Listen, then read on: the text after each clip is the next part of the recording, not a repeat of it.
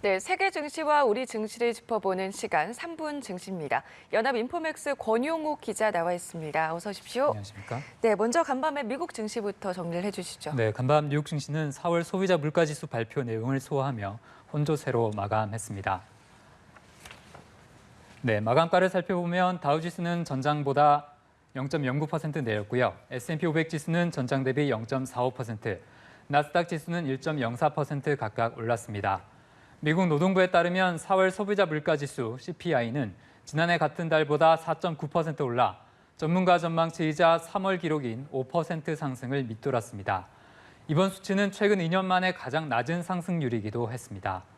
변동성이 큰 에너지와 음식료 가격을 제외한 근원 물가는 지난해 동기 대비 5.5% 올라 시장 예상치에 부합했습니다. 근원 물가는 변동성이 큰 품목을 뺀 것이어서 기조적인 물가 흐름을 보여주는데요. 미국 CPI 상승률은 지난해 6월 9% 근방이던 데서 5% 근처까지 떨어졌지만 여전히 연준의 목표치인 2%를 크게 웃도는데요. 그래도 이번 지표 발표 이후 연준이 다음 회의에서 기준금리를 동결할 가능성은 90%를 넘어섰습니다.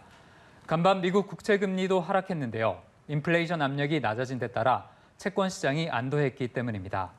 한편 어제 있었던 백악관과 공화당의 부채 한도 협상은 결론 없이 끝났다고 전해드린 바 있는데요. 바이든 대통령은 회동 이후 기자들과 만나 미국의 채무 불이행은 선택사항이 아니다는 것을 확실히 했다며 디포트를 피할 수 있다고 절대적으로 확신한다고 말했습니다. 네, 물가 지표 발표 이후에 연준의 행보에 관심이 쏠리고 있습니다. 전문가들은 어떻게 평가하고 있습니까? 네, 전문가들은 물가가 연준의 기대만큼 빠른 속도는 아니지만 둔화 추세로 들어섰다고 평가를 했는데요. 그만큼 연준이 당장 추가로 금리를 올리기는 쉽지 않을 것으로 전망됐습니다. 다만 시장 일부에서 가지고 있는 연내 금리 인하 기대도 섣부르다는 지적이 많았는데요. 인플레이션이 여전히 연준의 목표치인 2%와는 멀기 때문에 연준이 당분간 매파적인 입장을 유지하면서 매번 나오는 지표 발표에 초점을 맞출 것으로 예상됐습니다. 그러다가 혹시라도 인플레이션이나 고용 지표가 강하게 오르는 모습을 보인다면 연준이 금리 인상에 나설 수 있다고 전문가들은 관측했습니다.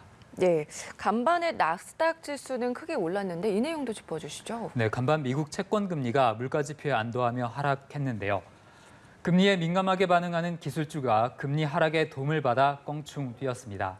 특히 구글이 인공지능 챗봇 바드를 세계에 전면적으로 내놓은 가운데 구글 모기업 알파벳 주가는 4% 이상 올랐습니다. 구글 외에 애플과 마이크로소프트가 모두 1% 넘게 뛰었고요. 아마존은 7거래일 연속 오르는 가운데 간밤에는 3% 넘게 뛰었습니다. 전기차 업체 리비안의 주가는 예상보다 손실 규모가 작았다는 소식에 1% 넘게 상승했습니다. 네, 마지막으로 오늘 코스피 전망까지 짚어주시죠. 네, 어제 코스피는 미국 부채 한도 협상과 물가 지표에 대한 경계 속에 하락했습니다. 지수는 2,497부근에서 거래됐는데요.